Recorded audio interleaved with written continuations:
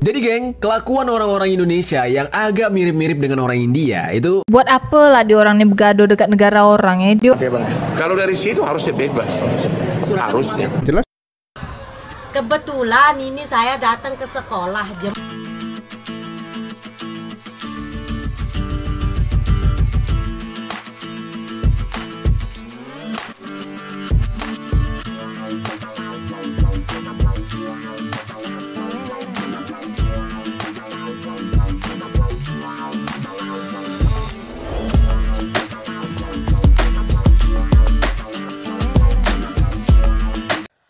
Assalamualaikum warahmatullahi wabarakatuh. Berjumpa kembali dengan Romlia Pratama. Teman-teman sahabatku semuanya, gimana kabar kalian? Mudah-mudahan kalian semuanya baik-baik saja beserta keluarganya di sana. Teman-teman sahabatku, buat kalian yang baru gabung, yang baru nonton video ini, silahkan di subscribe dulu, di like, dan di komen guys. Buat teman-teman sahabatku yang udah mendukung support channel ini, terima kasih. Mudah-mudahan kalian semuanya diberikan keberkahan umur, keberkahan rezeki, dimudahkan segala urusannya, baik urusan dunia maupun urusan akhirat. Amin ya rabbal alamin. Teman-teman sahabatku semuanya, seperti biasa guys, kita akan nge-reaction beberapa video yang lagi viral guys. Seperti apa videonya? Ini dia guys. Jadi geng, kelakuan orang-orang Indonesia yang agak mirip-mirip dengan orang India itu kebanyakan sih terjadi di daerah-daerah. Nah, tapi jangan salah, di kota besar seperti Jakarta yang merupakan ibu kota dari Indonesia juga ada ternyata kelakuan yang mirip dengan ya cringe-nya India gitu. Jadi salah satunya itu adalah terjadi di kolong tol dalam kota di Pelumpang Pluit yang terletak di dekat Jakarta International Stadium atau JIS yang biasanya digunakan untuk menonton bola atau konser.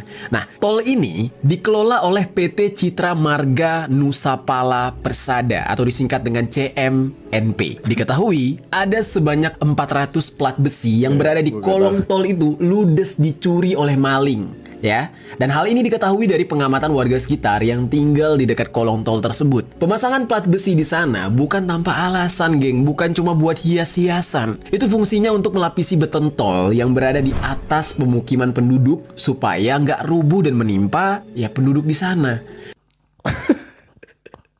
Macam India pula. Berarti termasuk aku dong. Enggak ya guys. Aduh. Gimana nggak macam India ya? Gue herannya tuh di sini tuh cuman di Medan ya ada orang India gitu. Yang orang India ada di Medan, ada satu kampung itu yang identik dengan orang-orang India gitu. Tapi kalau masalah adatnya kayak apanya itu yang mirip-mirip bahkan sama itu banyak di sini guys. Bukan hanya di desa, bukan hanya kelakuan orangnya, tapi kayak tradisinya gitu. Udah. Bukan hanya mirip, banyak yang sama guys. Son horeg itu hari diharamkan sama Majelis Ulama ya, MUI ya. Nggak terima guys. Nggak terima karena diharamkan tuh son horeg guys. Jadi mau maju gimana coba negara kita ini? Aduh. Mau diperbaiki nggak mau. Aduh, ya Allah ya Rabbi, ya Allah ya Allah. Bukan gue yang ngomong macam India ya.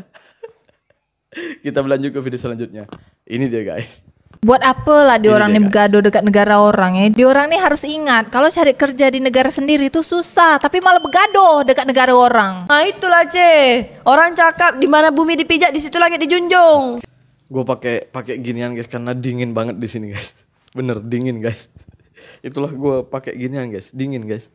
Sini tuh dingin karena di kampung ya, juga di sebelahnya nih dikelilingi gunung-gunung gitu guys. Jadi dingin banget guys. Apalagi sekarang udah musim kemarau ya, jadi dingin banget di sini di kampungku guys. Oke, kita ke komentar yang tadi tuh guys. Iya bener sih kata kakak tadi ya. Jangan bergaduh lah di negara orang gitu. Janganlah. Kita harus menjaga nama baik bangsa kita. Wih. Nama baik kita itu sudah buruk di mata negara orang, di mata negara-negara lain guys. Jadi jangan diperburuk gitu ya. Kalau perlu kita itu merantau ke negara manapun, entah itu di Malaysia, di Jepun, atau di tempat-tempat lain, Taiwan atau manapun itu. Ya setidaknya kita harus menjaga diri kita untuk tidak memperburuk keadaan lah gitu guys ya. Jaga nama baik. Ya gimana caranya kita itu dikenal baik oleh bangsa-bangsa lain. Aduh, jangan buat hal di negara orang. Ngapain sih? Fokus aja ke apa ya yang dicita-citakan dari rumahnya gitu, kayak apa, dari kampung itu mau apa gitu. Ya udah fokus itu aja. Kalau memang mau kerja di sana, cari nafkah untuk anak, untuk istrinya, atau membahagiakan orang tua, udah fokus ke situ aja. Gak usah neko-neko mau apalah, mau inilah. Aduh, masa iya setiap di mana perantauan yang ramai orang Indonesia pasti ada masalah. Dulu di Malaysia, di Taiwan sudah pernah, di Hong Kong sudah pernah, ini di Jepun, di Arab sudah pernah. Di mana lagi nih yang membuat hal? Please lah guys. Nanti kalau kita ya nggak dikasih masuk ke negara orang ya, nggak dikasih masuk untuk bekerja di negara orang, kita pening kepala, kita susah. Di sini tuh sulit cari kerjaan, dapat kerjaan tuh sulit. Kalian yang punya kerjaan malah neko-neko kerjaannya. Astagfirullah. Emang ya. Ayolah sama-sama kita perbaiki IQ kita. Kita berlanjut ke video selanjutnya guys. Ini dia guys. Kebetulan ini saya datang ke sekolah, jemput anak saya sekolah dan sedang dibagikan makanan bergizi. Inikah yang dimaksud bergizi? Lauknya hanya tempe sama acar timun. Di mana bergizinya ini? Terus nasinya nggak ada rasa, hanya ada kecapnya ini. Terus keras lagi. Coba lihat itu. Itu. Parah. Dibuang-buang ini sama. Jadi apa coba? Nggak dimakan ini sama anak-anak ini. Nih, nggak dimakan ini. Bagaimana ini? Katanya 4 sehat 5 sempurna. Ini 4 sehatnya hilang. Apalagi sempurna yang dapat nggak ada. 4 sehatnya 5 dibuang ini.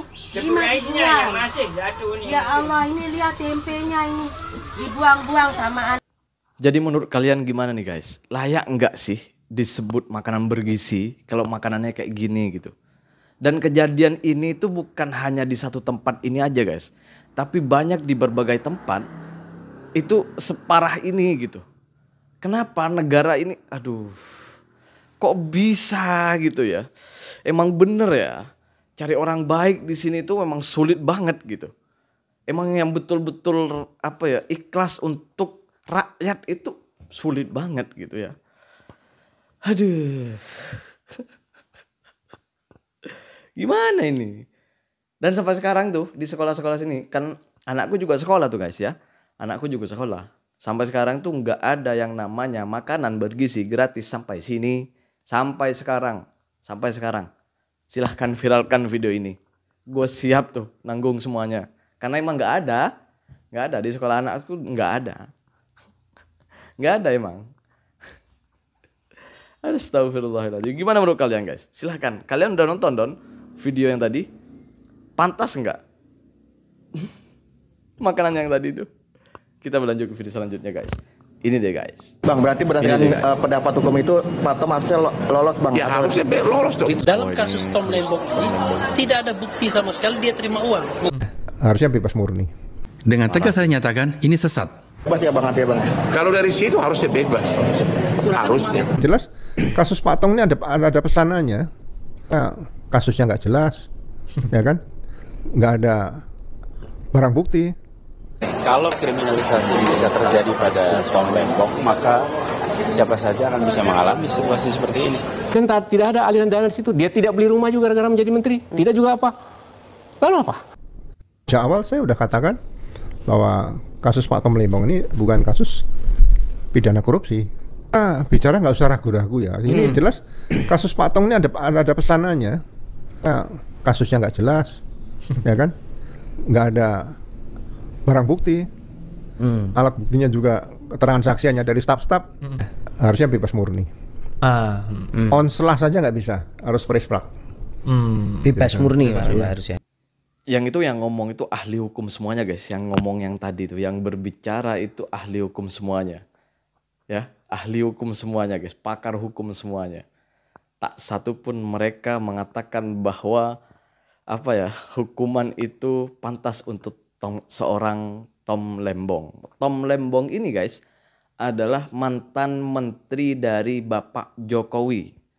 Dan yang paling gue ingat itu di sidang Tom Lembong ini yang dituduh mengkorupsi ini, itu jelas di sana bahwa ini semua perintah presiden yang pada waktu itu Pak Jokowi.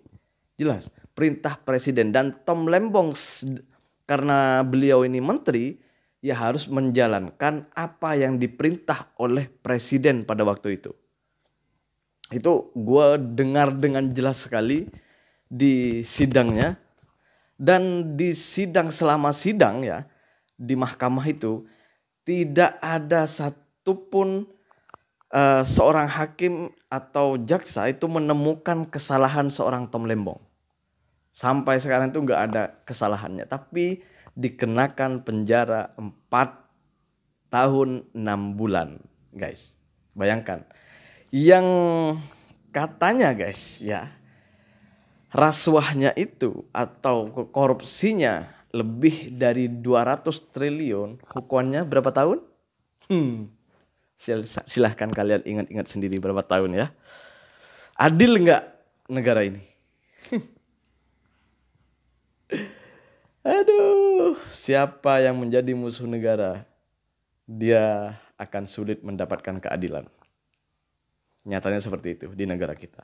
Terima kasih buat semuanya. Assalamualaikum warahmatullahi wabarakatuh. Jangan lupa guys, sholawat.